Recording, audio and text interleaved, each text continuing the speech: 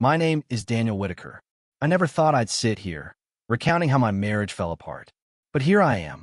And you need to hear everything, because sometimes even the strongest love can be broken by tiny, selfish decisions. I met Claire in college. She was magnetic, the kind of woman who walked into a room and made everyone forget their own names. I was quieter, steadier. She liked that about me. I was safe, dependable. I was the man she could build a future with. And we did. We built everything. Our home in suburban Ohio. Our careers. I worked in software engineering. She built her own event planning business from scratch.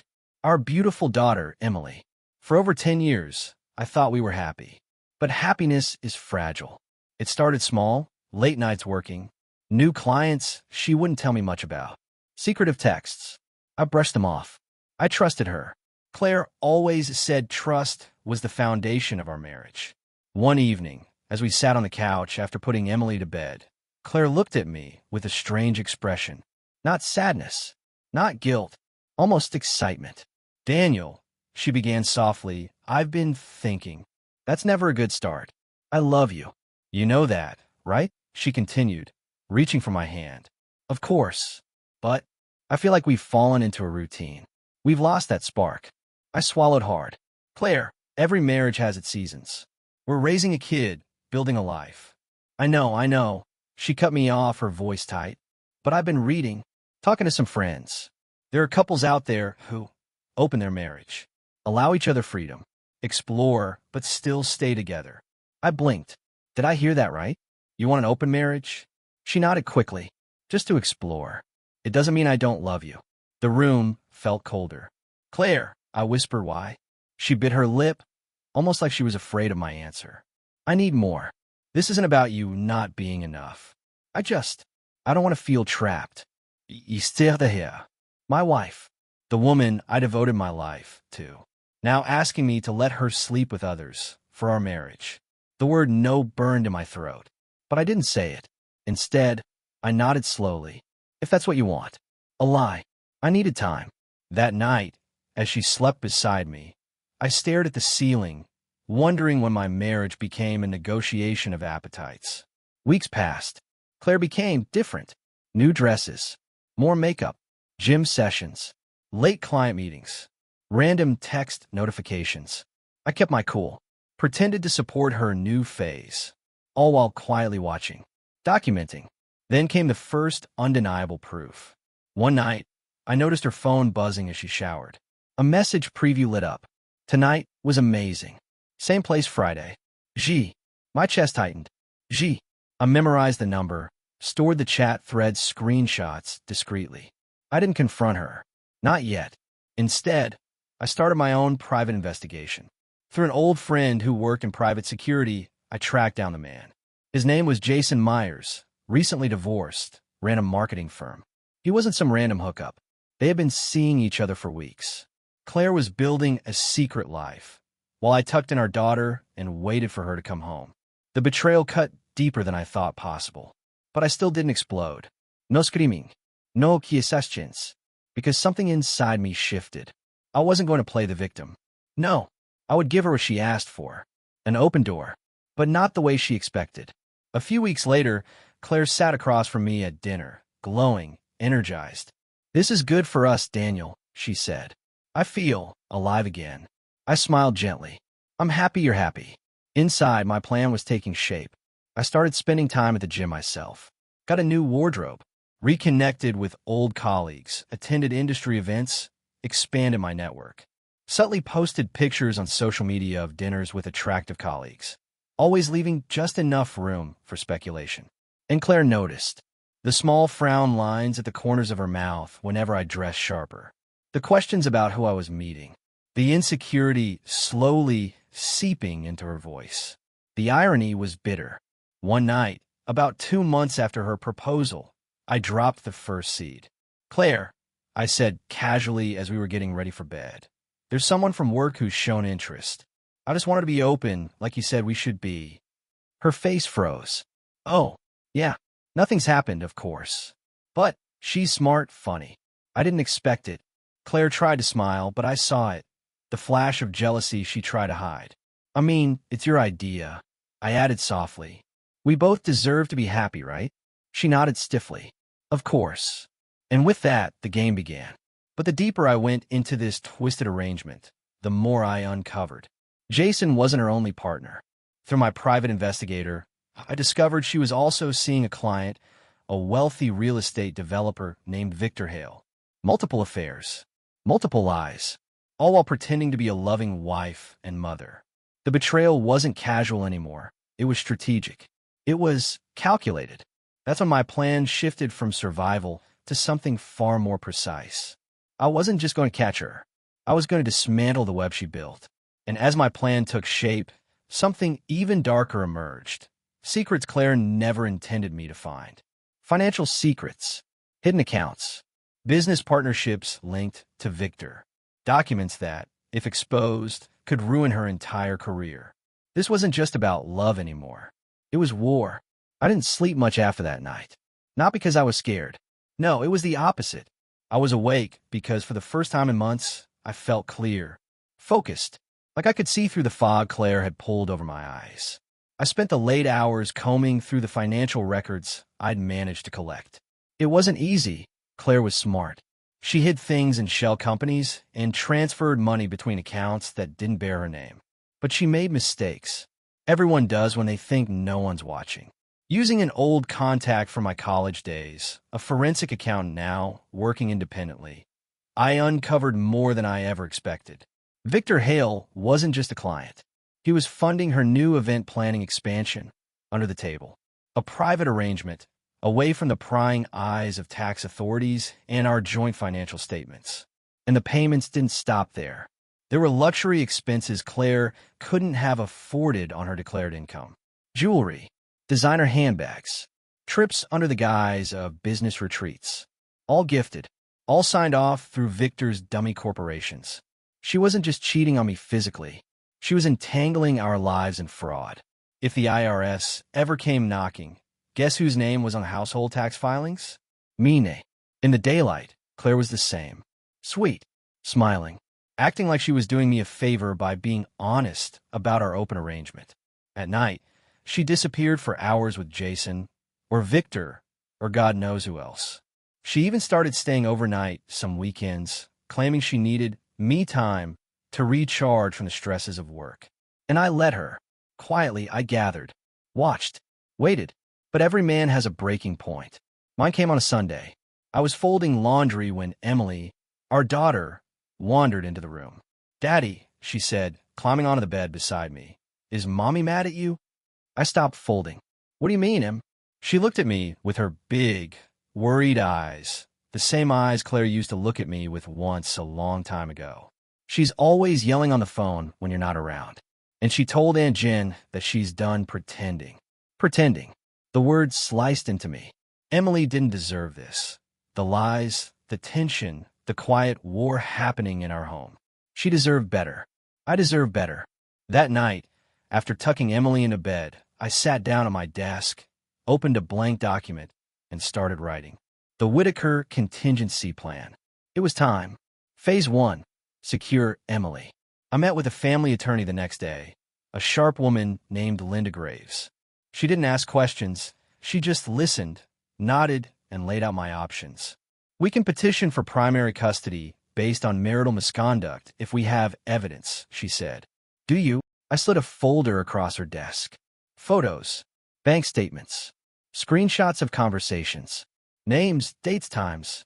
Linda leafed through it, raising an eyebrow. "This is comprehensive." I nodded.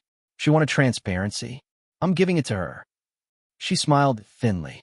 "You'll need more. Something undeniable. Something she can't spin." I leaned back. "I'm working on it." Phase 2. Financial firewall. I opened a new bank account in my name only. Rerouted my paycheck. Froze the credit cards tied to our joint accounts, citing fraud concerns. I wasn't stealing from Claire. I was protecting myself from being buried under her debts. And then, quietly, I contacted the IRS. An anonymous tip. About Victor Hale. About Claire Whitaker. About suspicious financial dealings. I didn't have to do much. Just point them in the right direction. The evidence would unravel itself. Phase 3. The public reveal. This part was tricky. I needed a stage. A moment. Somewhere Claire wouldn't be able to control the narrative. Fate handed it to me a week later when she invited me. No, summoned me to her company's annual gala. She insisted it would be good for appearances, good for Emily to see us united. I agreed, smiling through gritted teeth. Perfect. The night of the gala, I wore the suit Claire once said made me look too serious. I like serious now. Serious men didn't get played. Claire looked stunning in her midnight blue gown, a diamond bracelet, Victor's gift, glittering on her wrist. She greeted everyone like a queen. Handshakes, air kisses, laughter that was just a little too loud. I kept close, smiling politely, counting down the minutes. Then, finally, the speeches began. Claire was scheduled to speak about her company's growth, the amazing partnerships that made it possible. As she stood at the podium, spotlighted and radiant, I felt the weight of a USB drive in my pocket. The slideshow flickered to life behind her. Only it wasn't the presentation she had prepared. No, it was everything. Screenshots of her messages with Jason and Victor. Bank statements showing illicit transactions. Photos, private meetings that looked far too intimate to explain away. The crowd gasped. Claire froze. I watched, stone-faced, as the whispers began. The board members stared. Clients stood up, murmuring. Claire turned to look at the screen, then back at the crowd, then at me. Her face crumpled. She rushed off the stage, pushing through the shocked audience. Outside, she found me. "What the hell did you do?" she hissed, her voice breaking. "I gave you the openness you wanted," I said quietly. The truth. For once. Tears welled in her eyes. "You've ruined me." I shook my head. "No, Claire. You ruined us." She reached for my arm, but I stepped back. "I'm filing for divorce," I said. "In full custody of Emily. I have more than enough evidence to prove you're an unfit parent." Her mouth opened, but no words came out. "And the IRS?" I added. "You might want to call your lawyer." I turned and walked away, leaving her standing there, trembling, defeated. But it wasn't over. No, the hardest part was still to come.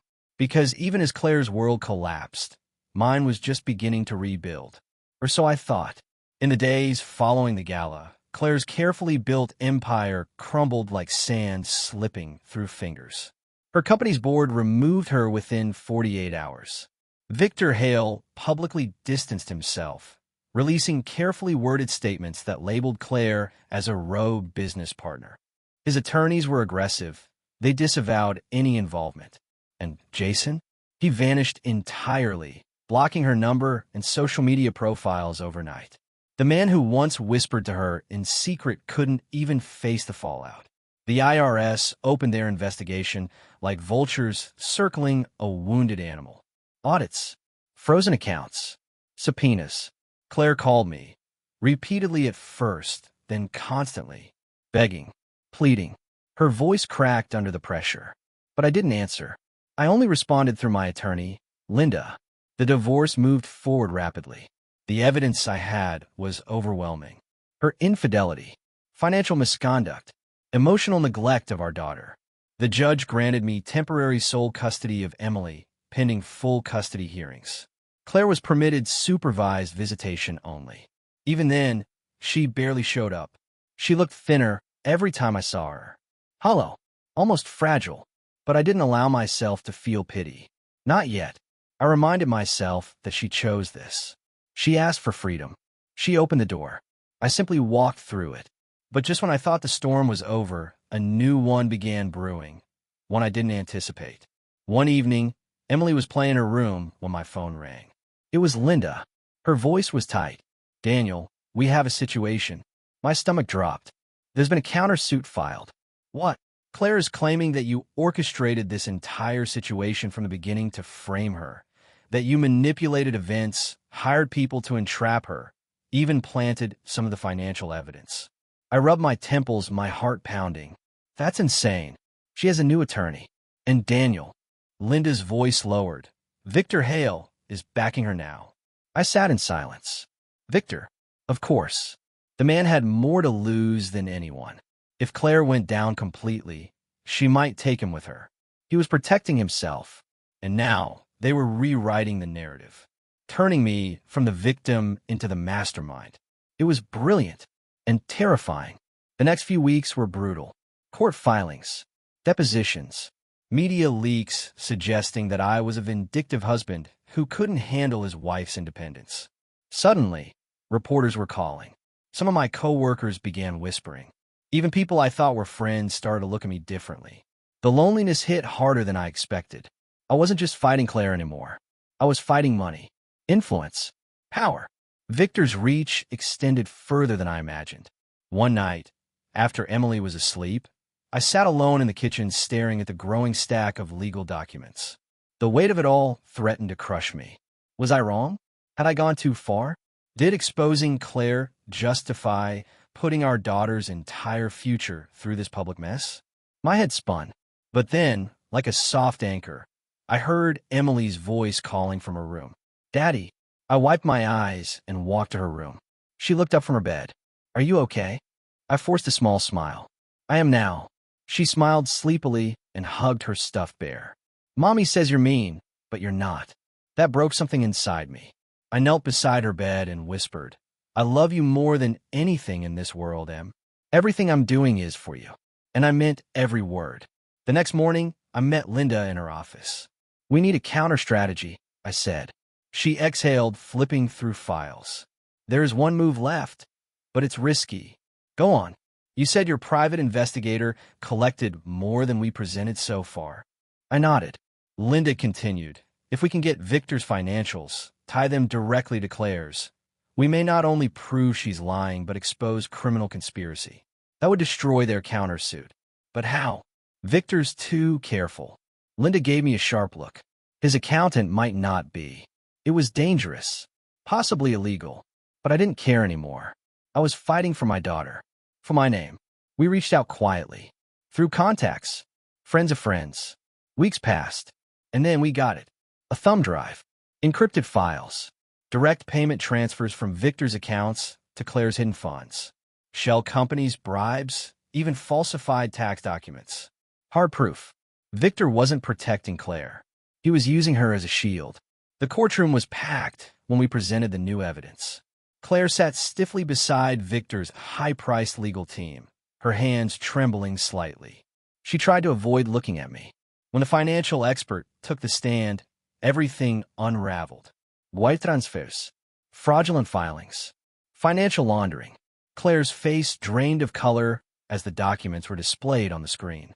Victor's attorney immediately requested a recess, but it was too late. The judge ruled in my favor on all counts. The countersuit was dismissed with prejudice. Claire lost custody permanently, and federal investigators were waiting to question Victor as he exited the courtroom. After months of chaos, it was over. Or so I thought. A week later, Claire asked to meet, one last time. We sat across from each other in a small cafe. She looked like a shadow of the woman I once married. "I lost everything, Daniel." I said nothing. Tears welled in her eyes. "I was stupid. I thought I was in control. I thought you'd never fight back." She swallowed hard, her voice cracking. "I never stopped loving you." The words hung heavy between us. I closed my eyes briefly. "You loved yourself more," I whispered, "and you gambled with our family." Tears streamed down her face. "I know." She reached across the table for my hand, but I didn't take it. Instead, I stood slowly. "I forgave you, Claire, but forgiveness doesn't mean I forget." I left her there, sobbing, but the final reckoning, that would come later, when fate would deliver one last, devastating twist neither of us expected. Life, for a moment, returned to something close to normal, or at least a version of normal I could tolerate. Emily and I settled into our routine, school runs, dinners together, reading her favorite stories before bed. She was smiling again, sleeping peacefully. The storm, for now, was behind us, or so I kept telling myself. But even when the courtroom battles ended, the shadows of what happened followed me everywhere. Claire disappeared from public view after the verdict. Her event planning company shut down. The financial charges were still under investigation. Victor Hale's empire was being sliced apart by federal prosecutors. His name was now attached to every headline about fraud and corruption. His associates distanced themselves one by one, like rats abandoning a sinking ship. For months, I didn't hear from Claire. Not a text, not a call, not a whisper. And then, out of nowhere, the next twist came. It was early spring when Linda called again. I recognized the tightness in her voice immediately. "Daniel, I'm afraid there's something you need to know."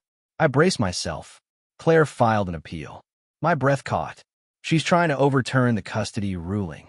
For the first time in months, real fear gripped my chest. "But she has no standing," I said. "The financial crimes, everything we exposed." Linda sighed. Her attorneys are arguing that Victor manipulated her, that she was a victim of coercion and abuse, and that she deserves a second chance, especially for the sake of Emily. "She's playing a victim card now?" I hissed. "Not just a victim card," Linda added. "She's leveraging the public's sympathy." I felt sick. Sure enough, within days, media outlets picked up her story. Claire Whitaker speaks out. I was controlled, not complicit. Articles painted her as a mother who had lost everything after being manipulated by a powerful man. She cried in interviews, talked about being vulnerable, lost, scared. She framed me as cold, ruthless, a husband who abandoned her when she needed help. I watched those interviews with clenched fists. Her tears looked real. The trembling voice, the pained expressions. She was always good at performing. The public started turning. Comments flooded social media. "A mother deserves another chance. He's punishing her out of spite. She was groomed by Victor, not responsible." The court of public opinion was slowly shifting against me. Linda warned me. "We need to prepare for the worst. Judges are human. Public pressure can sway outcomes." Histoire de her. No, I'm not letting her rewrite history. I needed something stronger. Something that couldn't be twisted by her lawyers or sob stories. And then fate handed me another gift through the very man who started this war. Victor Hale. The federal case against Victor was unraveling faster than anyone predicted. Facing serious prison time, Victor sought a plea bargain, and part of that bargain included full cooperation with investigators. And in those confidential depositions, Victor revealed everything. The secret contracts, the payments, the manipulation, but not in manipulating her, the other way around. Claire was the one who initiated the financial fraud. Claire was the one who proposed ways to hide the money. Claire was the one who arranged false invoices and backdoor deals to fund her lavish lifestyle. It was all on record. Through back channels, Linda obtained transcripts. I read every word carefully, my heart pounding. Victor wasn't protecting Claire anymore. He was sacrificing her to save himself. The entire story she spun in the media was a lie. She wasn't the victim. She was the architect. We brought the transcripts to court. The judge reviewed the new evidence privately before reconvening the custody hearing. When Claire entered the courtroom that day, she looked thinner, more fragile, but still wearing that polished, rehearsed sadness. Her lawyers argued passionately about second chances, about healing, about giving Emily her mother back. But when Linda stood, she didn't waste a single word. She handed the judge the deposition transcripts. The room went dead silent. Claire's face turned to ash as she realized what was happening. Her attorney desperately objected, but it was over. The judge leaned forward, his voice steady. "Mrs. Whitaker, you are hereby denied any further appeals. Full custody remains with Mr. Whitaker. You may not refile without substantial new evidence, and you will be subject to continued investigation for your role in ongoing financial crimes." Claire's mouth opened as if to speak, but nothing came out. Her hands trembled in her lap. She was done. After court adjourned, she approached me one last time in the hallway, her voice barely above a whisper. "Daniel, please, don't let Emily hate me." I stared at her, the woman I once believed was my forever. "Emily doesn't hate you," I said softly. "But one day, she'll learn the truth. And when that day comes, it won't be because of me. It'll be because of your choices." She crumbled into silent tears as I walked away, carrying the only thing that mattered to me anymore, my daughter's hand in mine. But life, even after victory, has a cruel sense of irony. Because just when I thought the war was finally over, A phone call shattered that illusion completely. The phone call came late on a rainy Thursday evening. Emily was already asleep. The house was silent except for the soft tapping of raindrops against the windows. I almost didn't answer, but something, maybe instinct, made me pick up. "Mr. Whitaker," the voice said. It was unfamiliar, tense. "Yes, this is Officer Dalton with the Columbus Police Department. I'm afraid there's been an incident involving Claire Whitaker." The room spun slightly. My stomach knotted. "What happened?" I asked, my voice suddenly dry. "She was found unconscious in her apartment earlier this evening. Possible overdose. She's at St. Vincent's Hospital now. Stable, but in critical condition." I stood frozen for several seconds, barely breathing. After everything, after months of fighting, after courtrooms, after lies and countersuits, this was the call I never expected.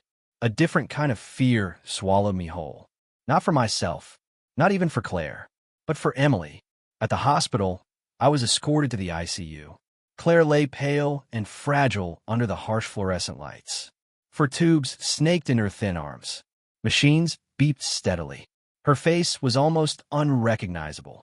Hollow, empty, like she had been drained of everything. The doctor quietly explained, "Pills and alcohol. A mixture. Intentional." She'd reached her breaking point. The damage was physical, yes, but more than that, it was the weight of everything she'd done catching up to her. The nurse stepped out, leaving me alone by her bedside. For a long moment, I just stood there, looking at the woman who had once been my whole world. The woman who shattered everything we built. The woman who nearly destroyed me. And yet, in that moment, I didn't feel hatred. I only felt sadness. Her eyes fluttered open slowly. For a brief second, confusion flashed across her face, then recognition. "Daniel," she whispered, barely audible. "I'm here." Tears welled up in her sunken eyes. I didn't know what else to do. Her voice cracked. She looked more lost than defiant now. "I thought, if I lost everything, at least I'd have Emily one day. But you took her too. I deserved it, but I couldn't bear it." The words broke inside her. I swallowed hard. "You didn't lose Emily because of me, Claire. You lost her because of your choices." Her tears spilled freely. "I know," she choked. "I ruined everything. I was so stupid. I kept trying to fix my mistakes with more lies, and I only sank deeper." Her hand trembled as she reached weakly toward me. For a moment, I hesitated, and then I took her hand gently. Not because I still love her the way I once did. That love was gone. But because sometimes compassion remains even when love dies. "I didn't want to hate you, Claire," I whispered. "I fought because I had to protect Emily. I didn't want this for you." She squeezed my hand weakly. "Please tell her I'm sorry. You'll have to tell her yourself." Her eyes widened faintly, as if shocked I was offering her even that much hope. "You mean, you let me see her again someday?" "Not now. Not soon. But maybe someday, if you get better. If you truly change." Her tears continued as her breathing slowed into exhausted sleep. I stood over her for a while longer, thinking about the years we lost. The versions of ourselves that no longer existed. And then, quietly, I left the room. In the weeks that followed, Claire entered a rehabilitation facility voluntarily. She finally agreed to full cooperation with investigators, providing more evidence against Victor Hale, which resulted in additional charges for him. Victor was sentenced to 12 years in federal prison. His empire crumbled for good. Claire, for her part, accepted full responsibility for her role in the entire scheme. She was sentenced to 2 years of probation, mandatory therapy, and financial restitution. The court allowed for limited, supervised visits with Emily after 6 months of stable progress. The first supervised meeting was bittersweet. Claire sat nervously on the park bench, visibly healthier, though still carrying the weight of what she'd done. When Emily arrived, she clung to me at first, unsure. But eventually, as Claire spoke gently, carefully, her daughter slowly allowed herself to sit beside her. They talked, laughed softly. Claire wept quietly as she brushed Emily's hair back from her face. There were no grand gestures. No forgiveness o bernast. Just the first small brick in what might someday become a new foundation. That night, after putting Emily to bed, I sat alone on the back porch, staring at the stars. Everything had changed. I had lost a wife, lost the life I thought we were building. But I had my daughter, and I had my peace. And strangely, painfully, I even had a kind of redemption. Because sometimes redemption doesn't come from winning. It comes from surviving with your soul intact. But the story still had one last turn to give. One evening, months later, I received a handwritten letter in the mail. From Claire. Daniel, this isn't about asking for anything. I know I don't deserve your forgiveness. I may never fully repair what I've broken. But I need you to know this. You were always better than me. You were kind when I was cruel, patient when I was selfish, strong when I was falling apart. I have spent so many nights haunted by what I've done, not just to you, but to Emily. You loved us both fiercely, and I threw it away for something that was never real. Thank you for protecting Emily. Thank you for protecting even me, when you had every right to destroy me completely. You are, and always were, the better parent, the better person. I pray one day Emily will forgive me the way you have shown mercy. I will never stop trying to earn that. Claire. I folded the letter carefully, tears stinging my eyes. In that moment, I finally exhaled the bitterness I'd carried for so long. Not because everything was fixed, not because the pain was gone, but because for the first time in a long time, there was nothing left to fight over. Only life, messy, complicated, fragile, waiting to be lived. 1 year later, that's how much time had passed since the world I once knew finally collapsed. The legal wars were over. The headlines stopped. The cameras disappeared. The world moved on, but we were still here, rebuilding what was left. Emily had grown stronger, more resilient. She was 9 now, old enough to feel the cracks, but young enough to heal from them. We had created a new routine: school, ballet lessons, quiet dinners. Just her and me. We laughed more. The tension that once filled every corner of our house was gone. But even now, shadows lingered. Because Claire was still part of our story. She was sober, holding down a modest job at a local community center, attending her therapy sessions religiously, sticking to every term of her probation. And slowly, painfully, she earned limited, supervised visits with Emily every few weeks. At first, Emily was cautious, unsure if the mother she once adored would leave her broken again. But over time, something changed.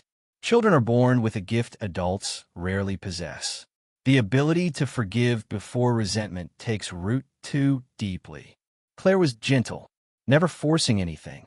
She asked about school, listened to Emily's stories, brought small, simple gifts, a book, a handmade bracelet, nothing grand. She never once asked Emily to come home with her. She never once spoke poorly of me. She simply sat there, patient, hoping. And one day, unexpectedly, Emily asked me, "Daddy, can I invite Mommy to my recital?" I froze for a moment, but I smiled. "Of course you can, sweetheart." The recital was held in a small, warm auditorium. Rows of proud parents clutching phones and cameras, eager to capture moments frozen in time. Claire arrived quietly, sitting in the back corner. She didn't approach me. She didn't try to make a scene. She simply watched. Her eyes filled with tears when Emily took the stage. Our daughter danced gracefully under soft spotlights. A child who had survived the worst storms 2 broken adults had dragged her through. After the show, Emily ran to both of us, her face beaming. "Did I do good?" she asked. I knelt down and hugged her tight. "You were perfect." Claire knelt beside me, her voice trembling. "You were beautiful, baby girl." And for the first time in over 2 years, the 3 of us stood side by side, not as a broken family, but as broken people trying to give our child something whole again. Later that evening, Claire approached me in the parking lot. There was no makeup this time, no musk, just Claire, raw and real. "I don't expect you to ever forget," she said softly. "I don't expect you to trust me again fully. I know I lost that. But thank you for letting me be part of her life again." I looked at her for a long moment. "You're doing the work, Claire. You're not perfect, but neither am I. And Emily, she needs both of us to keep trying." Claire wiped away a tear and whispered, "I will never stop trying." We stood there for a moment, not as enemies, not even as ex-spouses, but as two people forever tied by the love of a little girl who somehow saved both of us. 3 years later, the full weight of everything that had happened finally settled in a distant memory. Claire had completed her probation. The criminal charges officially closed. She continued her therapy even after it was no longer required. Emily, now 12, was thriving. Smart, kind, grounded. We had found a way to exist. Not as husband and wife, not even really as friends, but as two parents who had learned how to rebuild separate lives while raising a child who was stronger than either of us. One evening, while tucking Emily into bed, she asked something I hadn't expected. "Daddy." "Yes, sweetheart." "Do you still hate Mommy?" I paused for a moment, letting her question sit. "No, honey, I don't." "Are you happy now?"